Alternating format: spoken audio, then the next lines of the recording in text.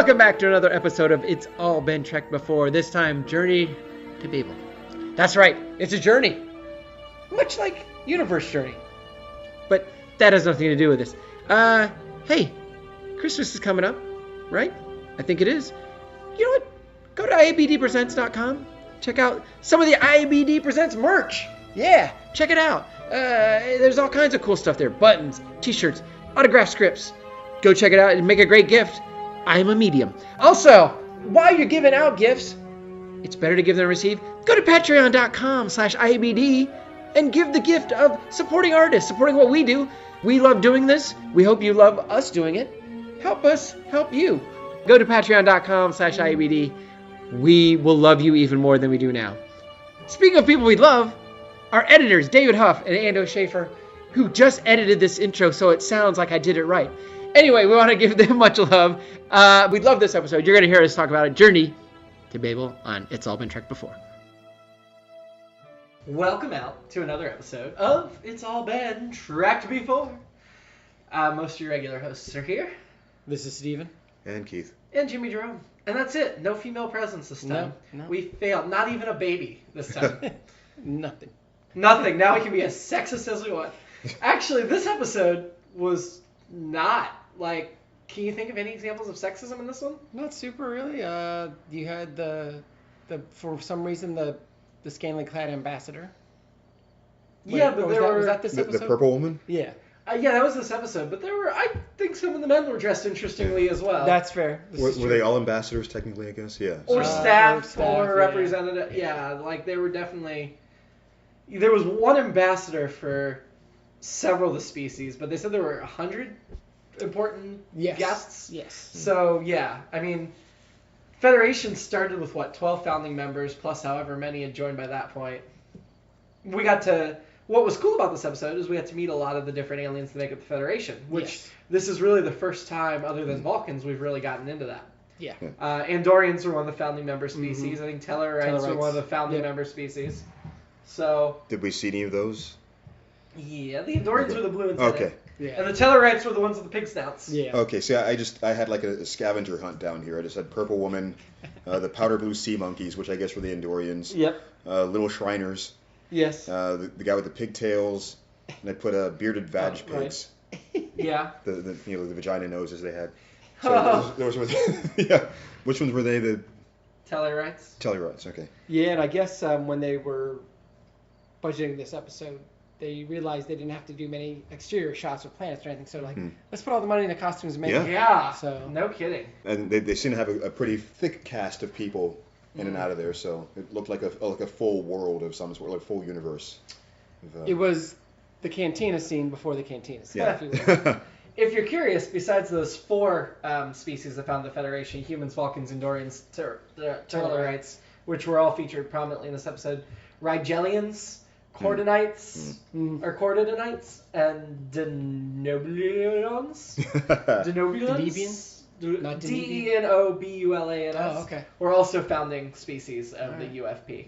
Gotcha. So we'll get much more into that when we get to Enterprise, because they're set before the founding of the Federation, just before. Okay. Gotcha. Their series finale, they show part of the founding of the Federation, but there's a time jump to get there. Gotcha. And there's a lot of Andorians in Enterprise. And their antennas move because they had better CGI effects and things. And they were real.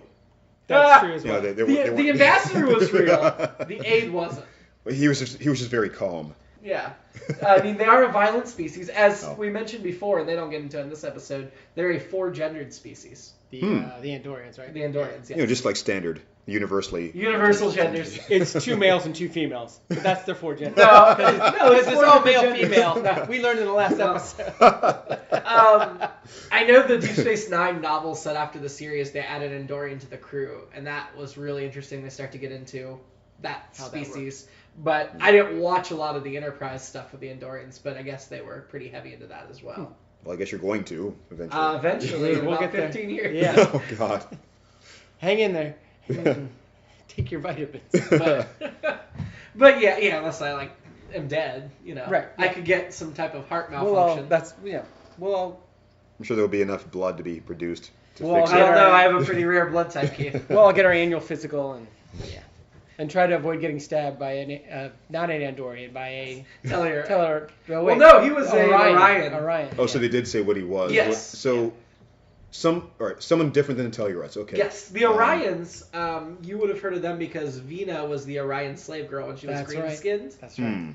The Orions are traitors. Okay. Now, I'm pretty sure the green skin is Orion, right? She wasn't just another species they enslaved. I think so. So somehow they painted his green skin blue. A lot of paint, apparently. Sure, yeah. I mean, it'd be easy if he was going blue to green. You just add yellow. Yeah.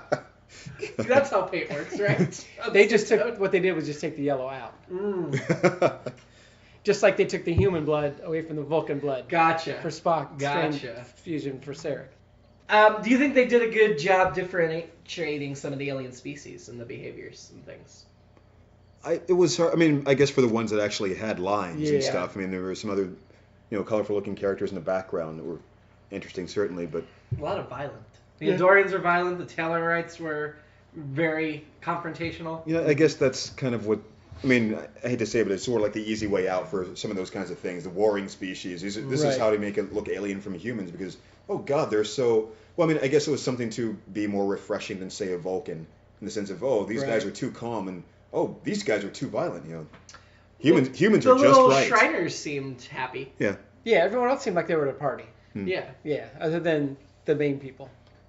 And I guess the Tellarite, it looked like he had his chin up, like he was looking down at them. But that was the only way he could see through the costume. that mask. And so they were like, hell, keep it. It works worked. for the Yeah, species. exactly. Certainly did.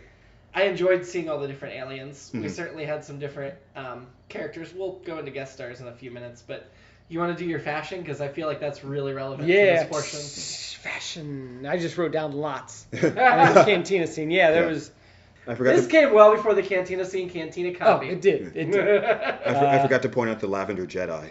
In the cloak. I had never noticed as many in the background as I did tonight. I'd never taken It was the all time. digitally added in. No, Is that it? no, I don't think so. I forgot to ask about seeing the difference in from the remake or the original for the explosion scene at the end. I'm sure that was different. Yeah. I'm sure that was updated. I was actually curious to see if they took the sound away in this. Oh. Because I mean, I was actually kind of impressed that they didn't make a big Explosion Yeah, noises. because they're in space. Broken to Yeah. pieces. I don't know. That's a good question. Until they blew themselves up, right? Yeah. Sure. Yeah, and I think the shuttle at the beginning was obviously. Oh, yeah. Obviously. But, I don't think they added any characters in CGI. No, I or don't think so. anything I don't think so. To build the crowd. I just hadn't noticed them before, or I hadn't looked at them as much as before. The first time you're watching, you're probably paying attention to the story. Exactly. We Right. knew what was happening. Right, exactly. So I was like, I can look at the background. Exactly. I remembered the murder and all that junk. Yeah. Yeah. Of course. Yeah. It's all the same. The murder mystery. I do wonder, though. Sorry, let's stick with fashion. We'll come back to that. Amanda, Spock's mom, had quite the. But I feel like that's a formal, Yeah. probably a formal dress. Maybe his- Kirk's dress uniform seemed to be a little tighter than usual. And his little bit of gut casual there. wear when, like, we're in the middle of a murder investigation. Let me just put on my casual wrap. Yeah. I think those are a little bit more flattering than The other one might have uniform, been in the so. wash. And of course, there was the gratuitous Kirk Sure. naked torso Yep. scene. Yep. And that was before he got stabbed. Right. Yeah. I thought Sarek's uniform had a little bit of a Romulan-esque tint to it. It but, did. But not as militaristic, which makes sense for the Vulcan-Romulan split. What was your favorite of the alien costumes, you think? I kind of like the Tellarites, and I can't put my finger on why. It reminds me of something else that I can't think of. So, but I like their actual The costumes. panels were kinda The makeup itself, I would love to see a modern version of that makeup. From the neck up, the Andorians always fascinated me. Yeah. And I just want to know more about the antennae and Yeah. all that stuff and their hair. As Keith pointed out. They have transmitters in them. That's right, exactly. Not really. But using the antenna as an antenna, that was pretty funny. I like that. Yeah. I had a couple things, I guess, that were fashion related. One Okay. being, of course, Kirk's bandage looked like it was like a glittery halter top. That's exactly That the thought I was a had. weird thing. Sure. And would have worked great in the 70s. Yeah. For a girl. Well, you know what? For a guy, too, actually, in the 70s. And the, well, actually, a tube top rather than the halter Yes, top. that's right? it. The little Shriners. Yeah. The pants. I couldn't. I mean, it looked like they could have been pants or like gold paint or something. They were really interesting material, I thought, especially for the time period, to get something like that. And one of those guys was in Wizard of Oz. That was the little Shriners. Oh, you mean literally? He was like the actor. He was in Wizard of Oz, I think, and he was also in Terror of Tinytown. I believe. I don't know. There's so many guest stars for this episode. It's hard to figure out who's who.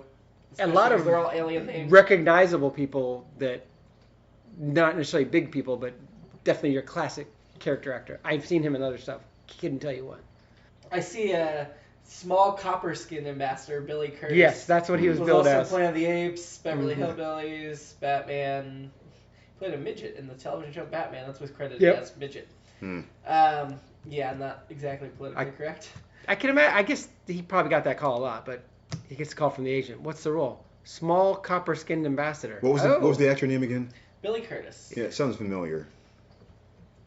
He was in The Wizard of Oz as a Munchkin father. Yep. I mean, we've got Frank Da Vinci, who often played an extra human. Well, Crewman was a Vulcan aide in this episode. Yeah, and the woman who plays the bikini purple ambassador. Purple skin delegate, Jeannie Malone. She's another one who I think is in a ton of episodes. She is listed as stand-in female guest star for a bunch of 66 episodes. Yeah, if you go to the Star Trek Wiki site, some of them were crew. They just have like every picture of her. There's like 20 different pictures of her, I think. Nice. So she was like the female Frank Da Vinci, basically. Yeah. It's pretty cool. And they ended up marrying later. No, I don't know. That would have been great. Totally bought it. I was like, oh. Oh yeah, I would have bought it too. Especially if their whole house was just decked out in pictures of them on Star Trek. The one, looking at the IMDb page, the one other guest star that has like a picture, because some of them don't have pictures, which makes me think they're not very important. William O'Connell, who played Philip. Known for The Outlaw Josie Wells, which is a Clint Eastwood movie. Paint Your Wagon. I recognize him from a lot of things, but like I said, I couldn't pick one thing out. Like, I saw him in that, but I know I've seen him in a ton of things. Petticoat Junction. And of course, we have our main guest stars, Mark Leonard as Sarek, who we recognize from Balanced Terror as the Romulan. Yeah, and you know what? He's great in both episodes. I mean, he has a great presence. Totally different character. Yeah, plays him totally different. And this is another one of those bummers of the many of the show only going 3 seasons and the third season being terrible. It's like, man, what if you get to explore this guy a little more later? I mean, they did in a Next Generation episode. Right, and he was in a bunch of the movies. Yeah, and he played the Klingon, and he's the only guy to play a Romulan Klingon. And he played a Klingon in the motion picture, Romulan Klingon. But he played Sarek in a couple of the other movies as well. Yeah, Star Trek 3, and I can't remember the other 6. Yeah. He did 2 episodes of Next Generation. But he was in Voyage Home as well. And, Search for Spock. So he was in a lot. And then Jane Wyatt, who played Amanda Grayson. Yeah. She was in... This is the only episode she's in, I believe, right? Yes. Yeah. But she's in a couple of the movies as well. Shoot. I'm looking through right now. Yeah, this is the only episode. She is... She was in The Voyage Home. Okay. So that was the only movie. And she wasn't in Next Gen. Her character was killed off by then. Okay. And Sarek was remarried to another human. Huh.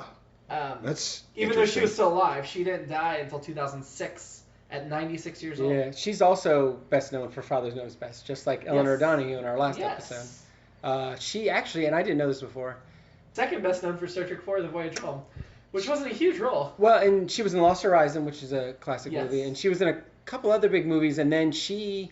Indiana Jones Chronicles. She was an outspoken critic of McCarthyism, and so that kind of hurt her film career. And then she came back through Father Knows Best and did a ton of stuff that way. And, interesting. She... And Fantasy Island, she played another character whose last name was Grayson. Nah. Probably a tribute of some sort. So, Sarek and Amanda. I feel like the fact that Spock's father married a human tells volumes about the character before he even opens his mouth. Yeah, and I know there's been plenty of stories written along those lines, and it's examined here and there, but at this point, I love how much is not examined. I mean, there's so much still to imagine and try and figure out. So much subtext in every scene they had. Yeah. Like, the relationship between Spock and his father and Amanda was fully fleshed out, even if they didn't talk it through. Yeah. Like, I could tell what their chemistry was. I could tell what their history was. I could tell that even though Sarek's this cold, logic-minded, he found value in the humanity and the human emotional aspect. I could tell he was proud of his son, even though, as often happens, father and son clashed. Right. You could tell Spock loves and respects his parents. And I think it was DC Fontana and maybe some of the people, critics watching it were saying that it's a Vulcan with a Vulcan dad and a human mom, but it's also the conflict between Spock and his dad is tons of other fathers and sons, and the mother stepping in. But it's still even more poignant in this instance. When she tells the story, and I think there's so many little glimpses into Spock's past life here. Like, I almost think you get a lot more than you get in Amok Time. Oh, yeah. Really. Yeah, absolutely. Her story about watching him cry as a kid. Yes. That heartbreaking. is so great, and she delivers it perfectly. And, again, all of us nerds watching it can empathize with Spock. But two, you can just feel her heartbreaking for him. And we also know he's fighting that internally, his human and Vulcan side. And the dynamic at the end, where he and his father are just teasing her. Mm-hmm. And they are teasing her. There's no logical reason for them to bait her. No. And that shows the family dynamic. The little the finger gesture. Yeah. The finger thing's cute. The finger fighting. I think I read that Mark Leonard and Jane Wyatt came up with that. Nice. Because they felt like there should be some kind of connection. Right. Along the lines of the Vulcan salute and all that. Has that ever been come back ever anywhere else? And I don't think I've ever seen it. I think we see them do it. Yeah, but other than that, I think in Star Trek 3 when Spock is regenerating and regrowing, he does that with Saavik before they mate in the cave. Pretty sure. It looked like on a couple occasions it was like hand holding and also kissing. Mm-hmm.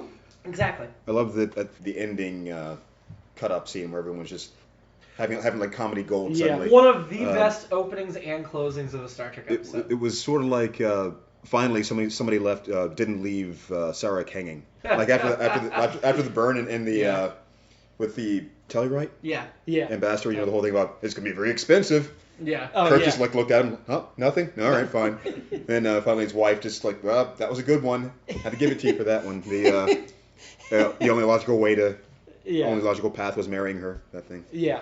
That was... So she was like, oh, I have to give you that. That's fine. The ending was great because the ice thawed and we saw their full dynamic. The beginning was great because if you didn't know those were Spock's parents, what an introduction. Yeah. That's funny.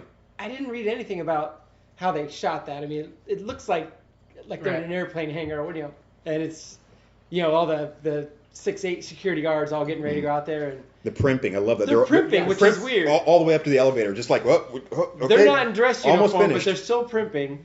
Because obviously Sarek's he's very important. Very important person. But yeah, that entrance is just fantastic. And then the reveal and... Well, you have to think about this type of guy that, yes, he's a Vulcan and he very much embraces the Vulcan way. We can see that with Spock and how, we get into later in the feature films, we get into how Sarek's deep disappointment with Spock was he wasn't Vulcan enough at the beginning. But Sarek's also somebody who chooses to be an ambassador, chooses to interact with all these other species, found value in another species enough to marry them. So he holds his son to a different standard than he holds himself. And which sounds like a lot of dads.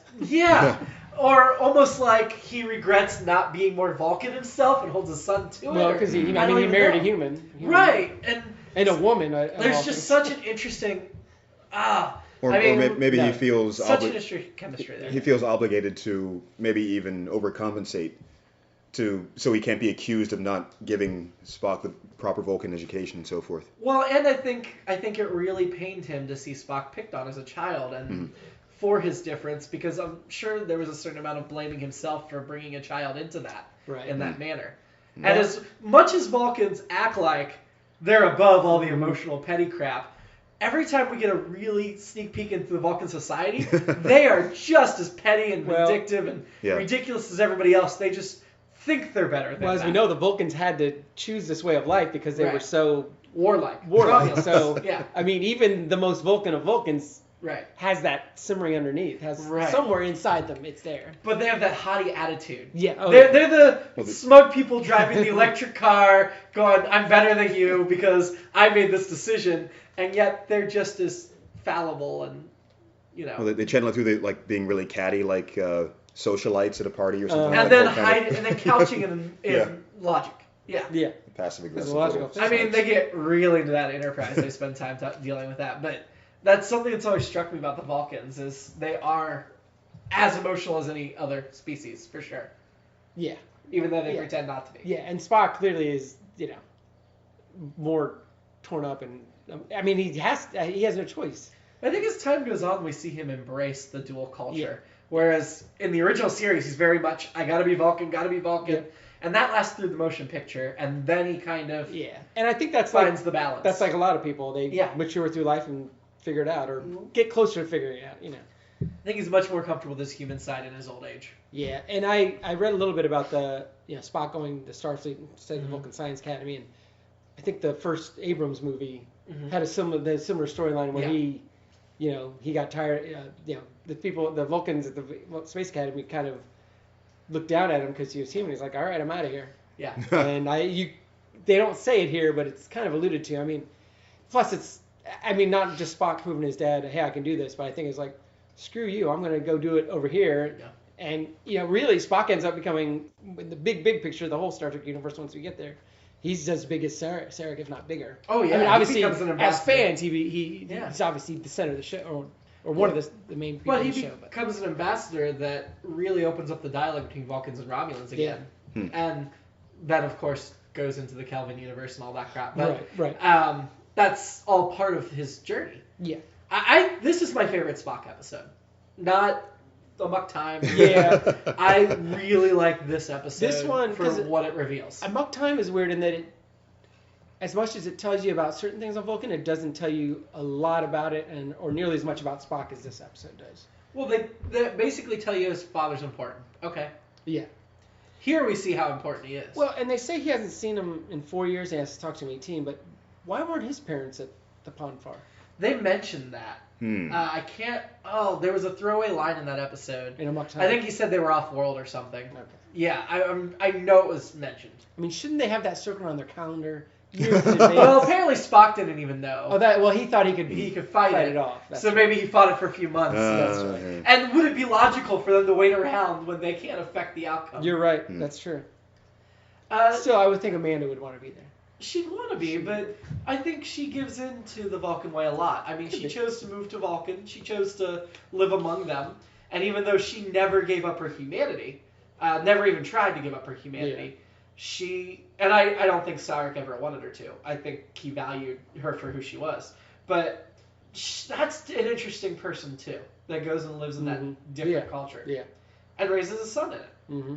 I mean, you could tell that she was proud of Spock and she wanted him to be like his dad because she loved his dad, but she also wanted him to have something of her. She felt kind of left out sometimes. Yeah.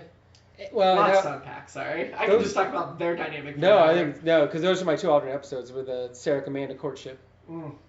And what's the name of the be interesting. Big Bang Theory spinoff?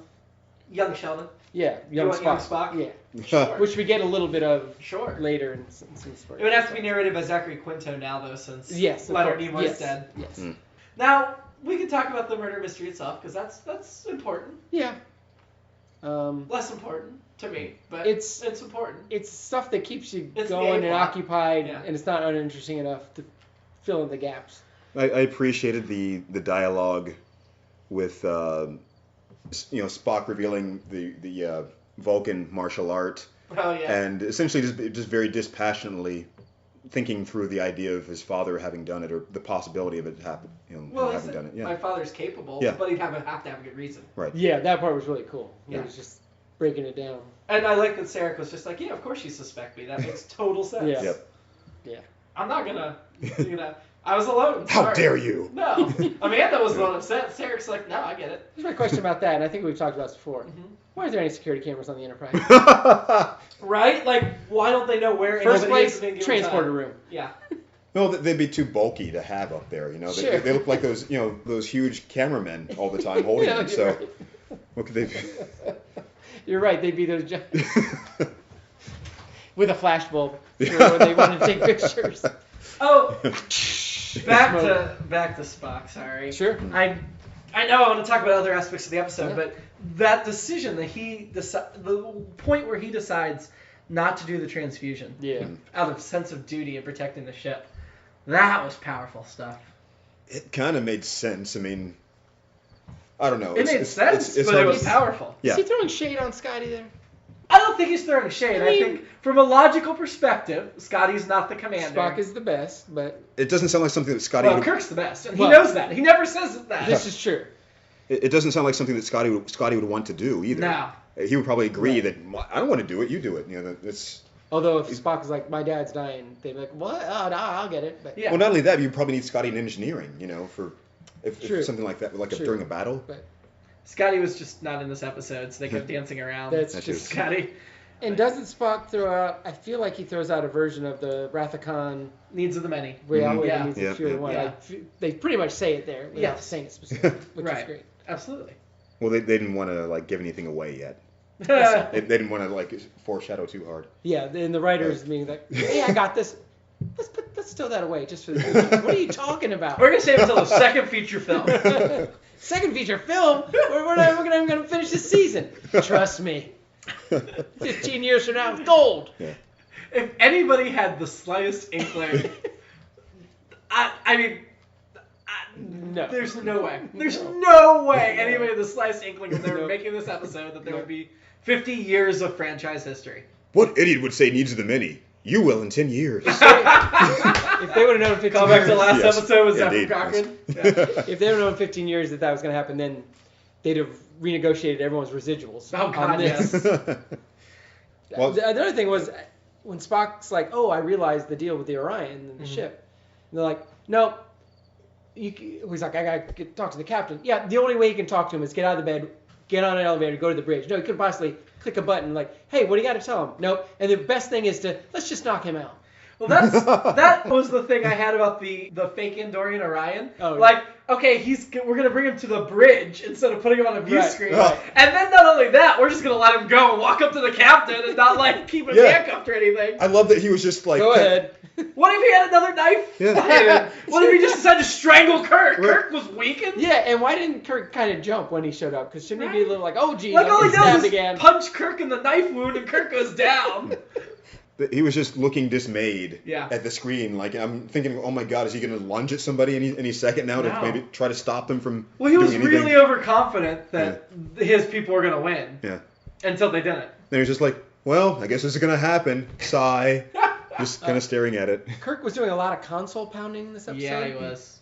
I'm pretty sure he probably ejected something out of a life pod Probably. into space. In the space. Yeah. Like Decker. Or not Decker.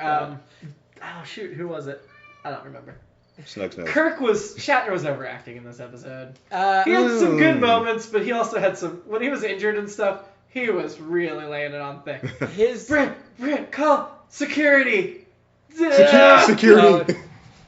his look of smugness when the Orion dude says, "You're baiting them." The look he gives there is Yeah. one of the greatest smug looks, and that's why I want to be Kirk because he gives it. Oh, he's just like, "Yeah, I am." That I know. best look was when we gave the order to fire, too. That holds up that thumb, just like, fire. Go. I just like how he was, Chekhov, go take Spock's station. And then when they get in the battle, he's like, Chekhov. And he just points, it's a and Chekhov weird- goes right back to the navigator. It's a weird random. Not only is it Chekhov come over here, there's no justification for it. Right. There's no nothing. But you sit there and you watch Chekhov walk over and sit down, and then it's a couple more beats, and then something else happens. It's like And they just, that's just really random. Like, get over here. We and need then he you- calls Chekhov back later. Yeah. Right. Yeah, that's what I'm saying. It's like it's so weird. Well, I mean, Chekhov's a very valuable member of the crew, as Clearly, we've but- known. But as an ensign. But again, more shade being thrown. But maybe Chekhov's so good. I liked McCoy in this episode. I mean, the McCoy's ending, good. obviously. But the beginning, too, when he was, like, trying to do the hand thing. And then when Sarek comes in, he even, like, starts to make something with his fist and then drops it. 'Cause Oh, I Sarek didn't gives catch that. away. That's funny. Oh, it was so good. I was going to ask, actually, was this was a possible first of the live long and prosper salute thing with the Vulcan hand? He Yeah, we does saw it that in before. Muck time. Huh. Yeah. Here's my thing on the Vulcan salute. Like, to me, it's so easy. Yeah, me too. But is I that can only do it because in we've one been hand. doing it for so long? I think so.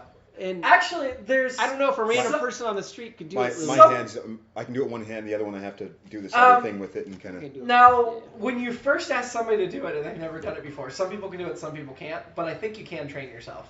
And maybe that's And now it's muscle memory. yeah. I Now guess it's, you're right. Yeah. yeah. So, But I think the first time it was a little bit of a struggle. oh, speaking of McCoy, we've talked about this before. How can you be so behind on Vulcan medicine? Yeah, I know. It's- Because Vulcans were founding members. They were the first alien species they met. He's the executive officer. It's been 150 years since they first met him. officer. He's the important guy. 200 years. Somebody on there should Yeah. be an expert or should be brushing up. Well, I don't he know knows about that. Rigelian medicine. Where I excuse this is there aren't Vulcans in Starfleet when Spock joins. I guess that. And the Vulcans are extremely secretive, and they Yeah. don't want to reveal anything to anybody. Are Right. there Rigelians? Because Yeah. okay, because McCoy knew his Rigelian Yeah. medicine. The Vulcans are much more secretive than other species. So I think they've just been keeping it all close to the vest. I guess- I can't imagine when a human surgeon would have called to do surgery in a Vulcan anyway. Before that, they wouldn't, hey, let's go to this Vulcans human won't to let do them, that. yeah. Let's keep Sure. in mind, McCoy saved the Horta. He should be able to fix anything. He did. I know. He fixed it. Yeah, that's He what I'm saying. complained a You're lot, right, but he did it. He did. So, sorry, this was written by DC Fontana. Other episodes we've seen written by DC Fontana: Charlie X, Tomorrow is Yesterday, Ooh. Cat's Paw, and Wow. then Keith wondered why I said, it's DC Fontana. Well, She did write The Son of Paradise. Yeah. She's got like 6 or 7 more episodes coming up, she wrote. she said And this was her favorite, not surprising. Well, the Well, end was pretty that's- funny too. The banter was. This was her best, in my opinion. Yeah. She also wrote the TNG pilot, Oh, Cameron wow. Farpoint, except the Q parts. And couple other next-gen episodes. And I guess in the first draft, there wasn't that conversation between Kirk and Amanda.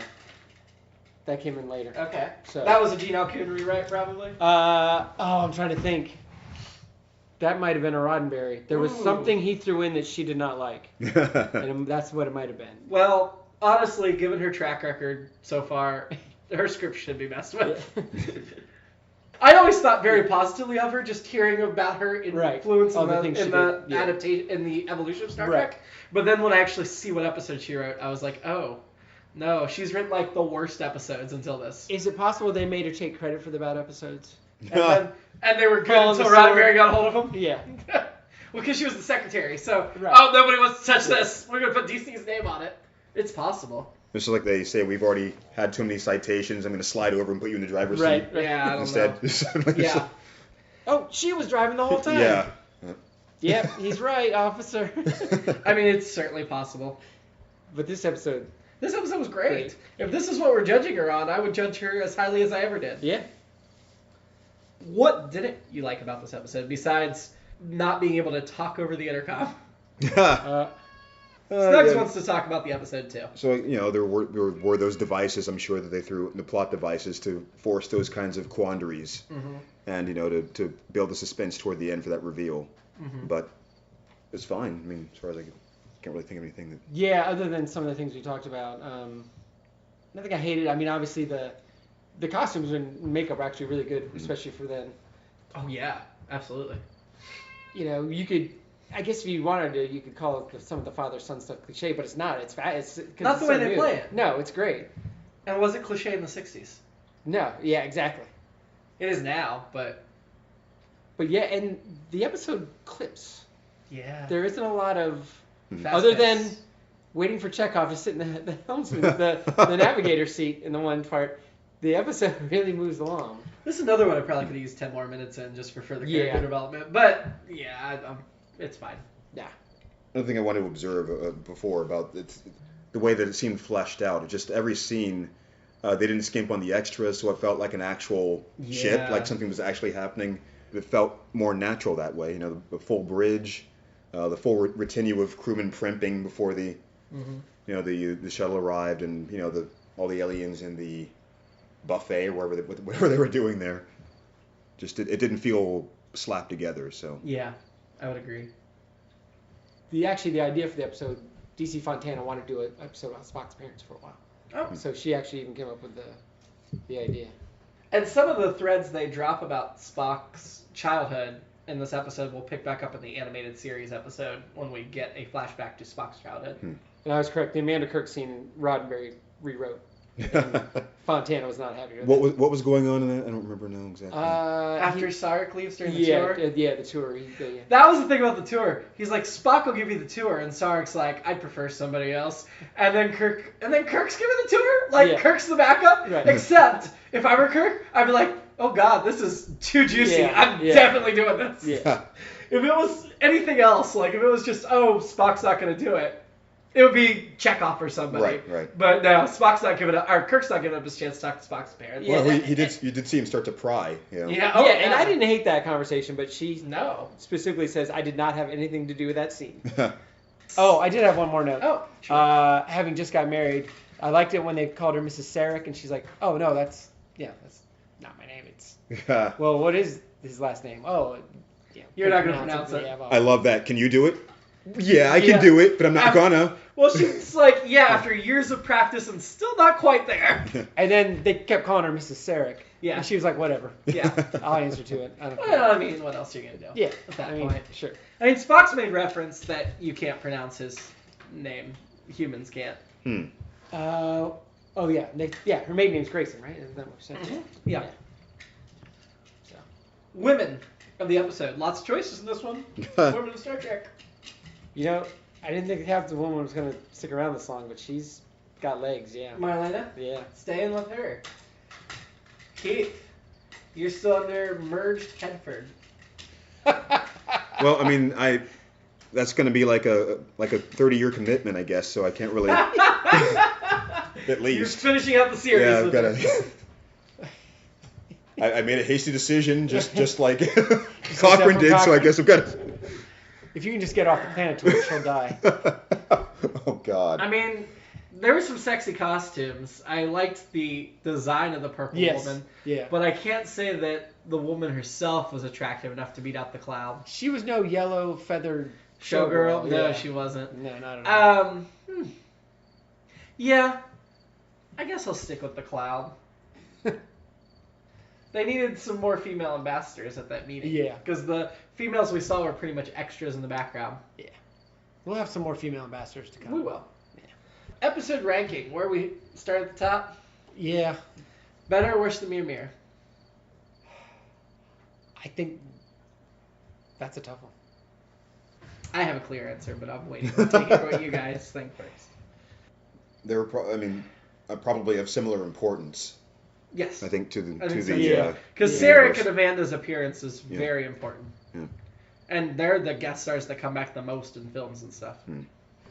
I think Journey to Babel is probably better.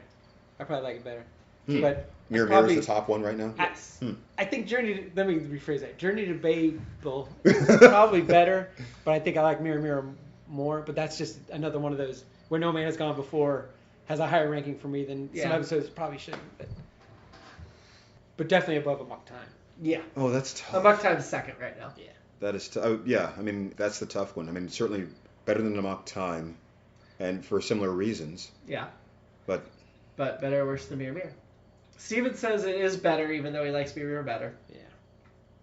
The thing with the device where you can just like kill people by looking at them with the camera or whatever, that's tough. I don't know. Splitting hairs here. I can't do it. That's why I completely I hate think Mir had great, interesting look at a different type of world, but I'm a sucker for character development, and this episode just had oodles of it, and so that's why for me this. You're right. It does move things forward, doesn't it? I mean, we don't get much character development in these shows. And this is an example. I mean, it's, like I said, it's my favorite Spock episode. We learned so much about him in this episode. More for the things he doesn't say than what he does say. Yeah. It colors his whole character going forward so much. Absolutely. So we're putting it first? Yeah. Yeah. It's funny. I think going into this, I would have thought Mir would hang on. Yeah. This is one of those kinds of episodes where it reveals things that I took for granted, having seen all these other things that come later, knowing these things, and it's like this is where they're getting that information from.